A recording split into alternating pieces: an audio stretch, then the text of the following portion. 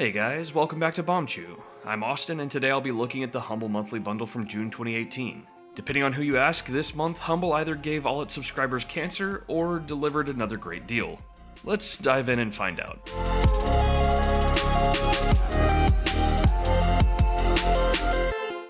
This month's Humble exclusive is Subserial Network.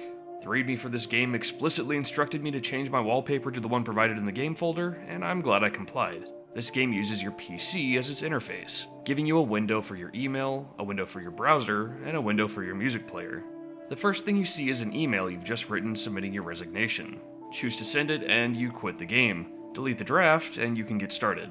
The main gameplay is looking for keywords to search for in your browser, as you attempt to track down a woman named Andromeda. In your search, you get a lot of information about the world this game takes place in. Everyone that you're dealing with are called synthetics, basically androids. You find that there's a movement among synthetics to do something called serialization, which allows a synthetic to directly network with any other synthetic appliance or being. Without it, they can only interact with anything the same way humans do, speaking vocally, typing out words, etc. Serialization is illegal and punishable by termination. As you stumble on more and more stuff that you're maybe not supposed to be seeing, you start to get noticed by some people who want to help you, and some people who aren't as friendly. It's an interesting story told in an interesting way. The atmosphere really drew me in, especially with this music. I had to move on to other games in the bundle, but I'm interested in continuing.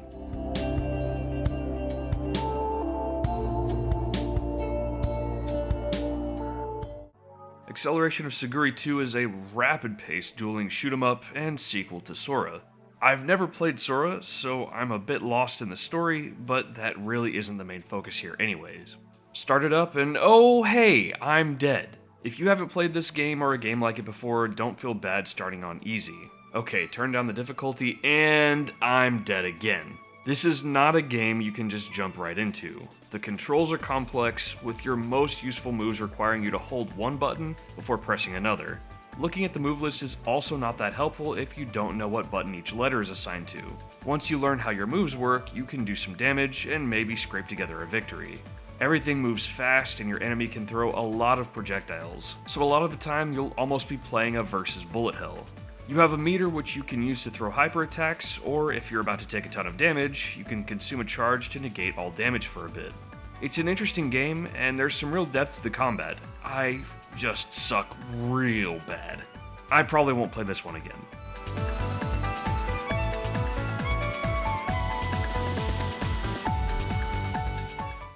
If you've been watching Bombchu for a long time, you may remember when I covered Styx, Master of Shadows, for the November 2016 bundle.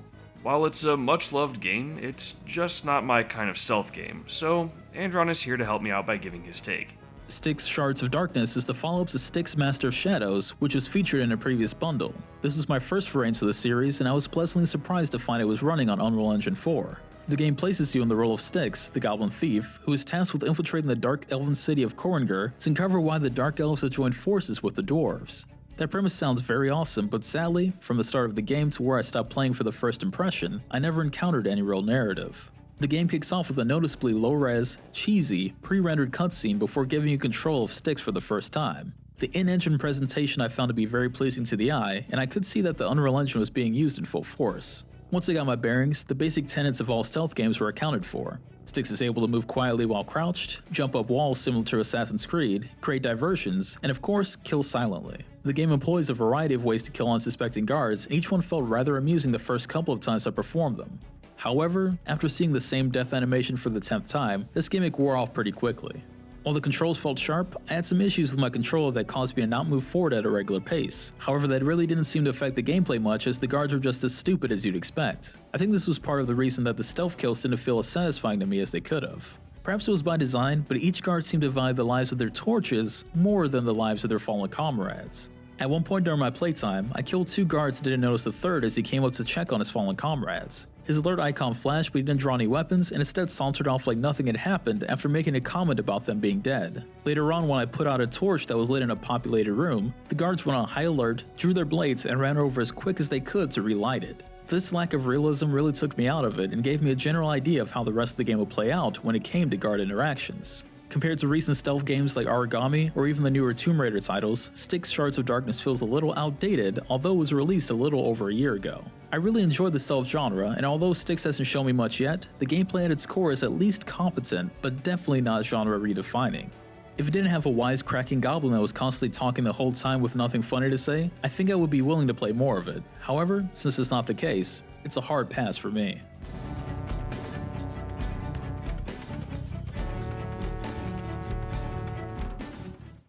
Yooka-Laylee is a spiritual successor to Banjo-Kazooie. I am obsessed with Banjo-Kazooie.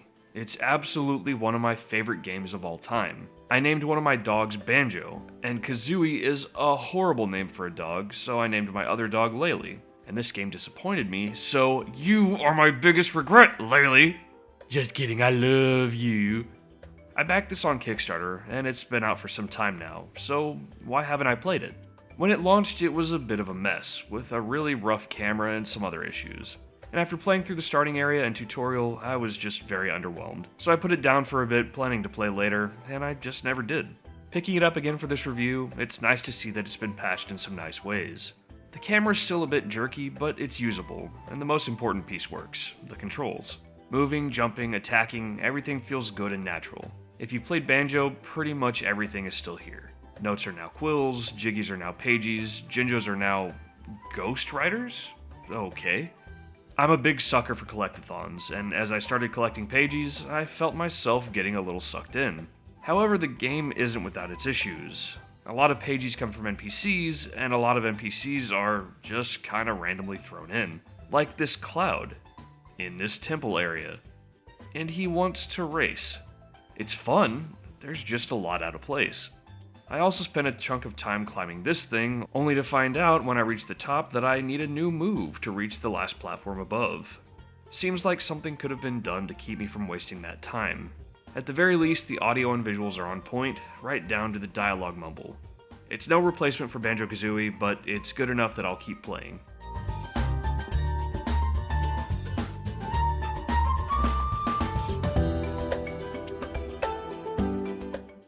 The next game we'll be looking at I covered at the end of last month's review.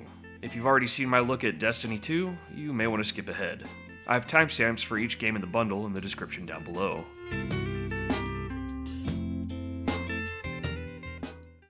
Destiny 2 is a multiplayer shooter that is intended to be part MMO.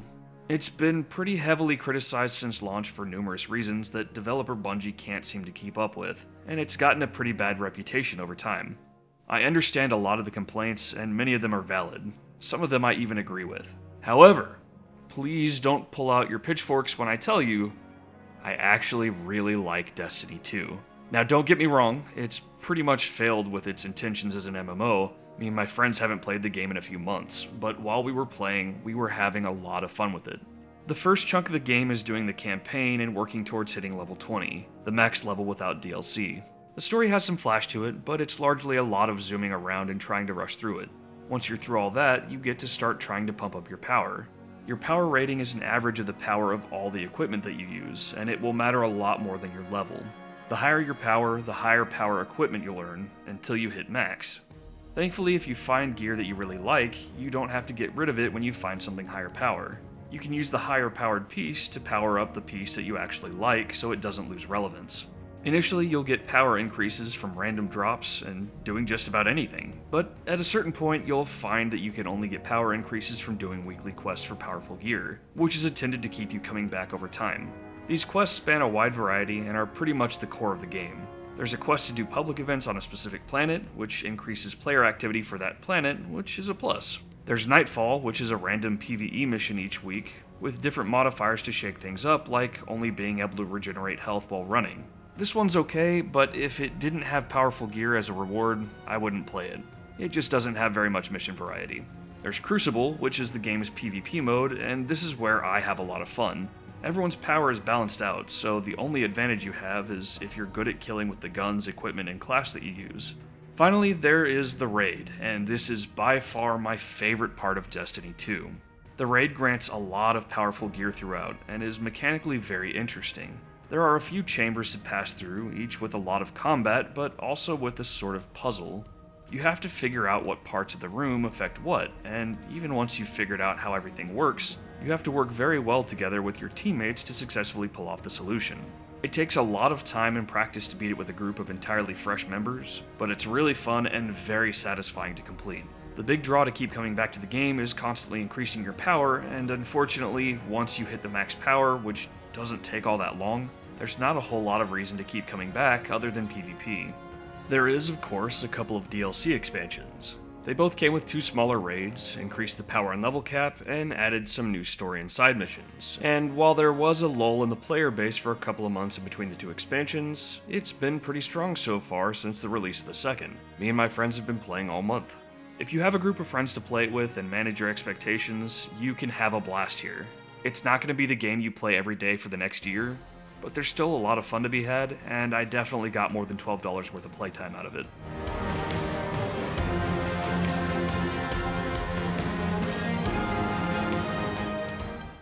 Cook Serve Delicious 2 is a f***ing nightmare of a cooking game, and I mean that in the best way possible. You work as the chef and the janitor in your own restaurant that you're building up, as well as other restaurants as a guest to get some practice and earn some money. If you played the first game, you know what to expect from the core gameplay, but it has been turned up to 11 here. Customers will come in and order food, and you have to get it out correctly and in a timely manner if you want them to leave satisfied, which gets you positive buzz that generates more traffic. Take too long or mess up the order, and they'll leave upset, which generates bad buzz.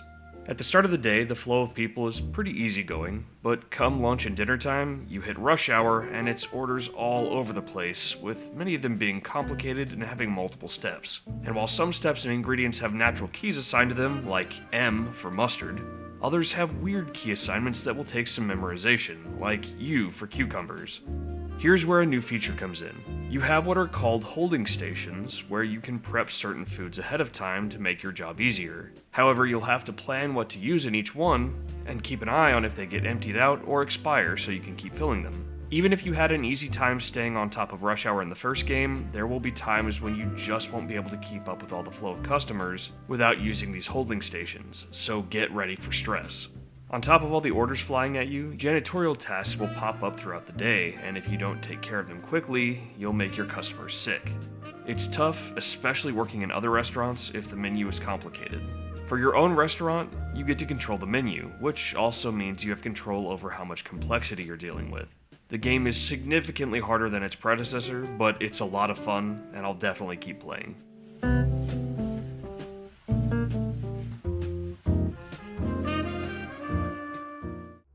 Pillars of the Earth is an adaptation of the book of the same title by Ken Follett.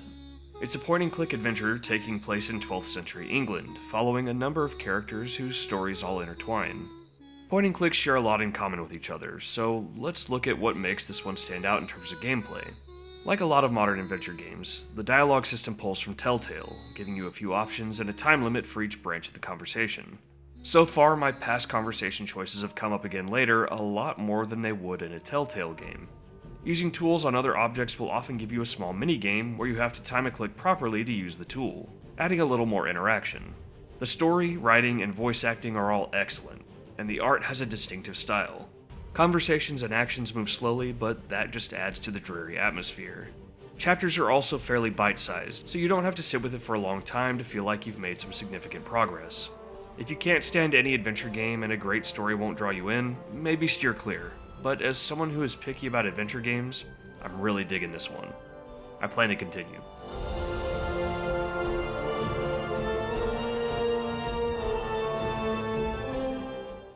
Bear With Me is a noir point-and-click adventure with a bear detective sidekick. You play as Amber and you're trying to find your brother who's gone missing. Everyone you interact with is a toy or stuffed animal of some sort, and the city is just part of your house. It's a charming concept. Unfortunately, that's where my enjoyment of this game ends. The interface is laborious to use, the dialogue is very wordy, and the voice acting is blech. The game also can't seem to figure out what it wants to be. Dark? Scary? Funny? Childish? Adult? It's constantly changing tones and never feels quite right. It's not all that pleasing to look at, and damn is it boring, and I was just about to completely write this game off until I reached this moment. And damn it, my interest is piqued. Based on reviews on the Steam page, the start of the game is rough, but it's supposed to get much better, so I suppose I'll continue.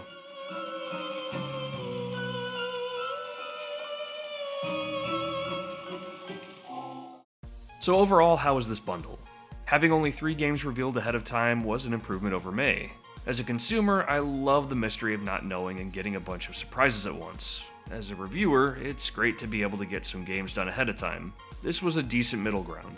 I already owned a few of the games I liked here, and I'm not wildly excited about any of the other games.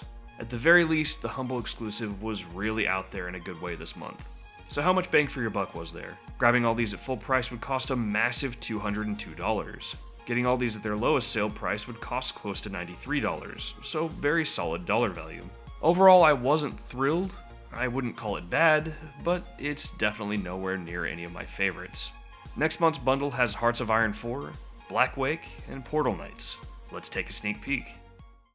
Hearts of Iron 4 is a World War II grand strategy game.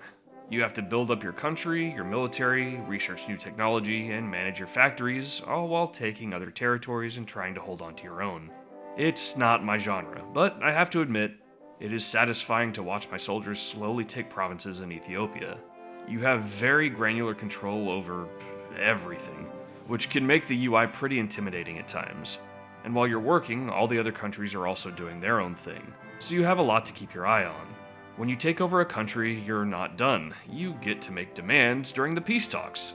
The more demands you make, the higher the world tension goes, and if it goes too high, a world war starts. There's a lot of complexity here, and it's not for me, but if you like other grand strategy games like Crusader Kings, you'll likely have a great time here.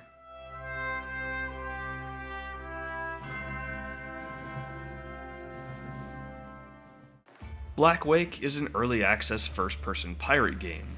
Think Sea of Thieves with a much bigger emphasis on combat. You join a server, join a crew, and form alliances with other ships to take down other alliances. You'll be loading cannons, patching holes, putting out fires, and boarding ships for man-to-man combat. Crews can be much bigger. I was in a 13-man crew, but this also makes things very hectic and a bit difficult to contribute, especially first starting out. Eventually I was loading up cannons and boarding ships like the rest of them. Telling friends and foes apart is difficult though, and a lot of the other newbies were accidentally team killing. It's decent fun, though it could use some polish in the controls as well as performance. But hey, that's what early access is for, right? The servers seem pretty active, and there's enough players who know what they're doing to help you figure things out. I think I'll stick to Sea of Thieves, but I may check this out again when it leaves early access.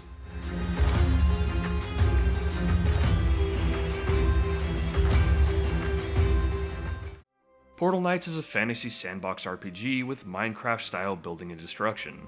Make your character, pick a class, choose a world, and hop in. As you spawn in, some simple tasks pop up in your quests, easing you in with a simple and unobtrusive tutorial. This will introduce you to movement, combat, destruction, building, and crafting. Your ultimate goal is to move to the next area, which you can only do by crafting portal stones and building a portal. Each area has new materials, which you can use to craft new equipment, which you'll need to fight the harder enemies. Each piece feeds into another quite nicely and keeps you wanting to do the next thing. Combat is pretty simple: lock on, click to attack, press shift to dodge. It sports online co-op, which I definitely need to try out with my wife. The visuals have a colorful, cartoony style, and everything runs buttery smooth. I'm not sure how long it will hold my attention, but I'll definitely be continuing.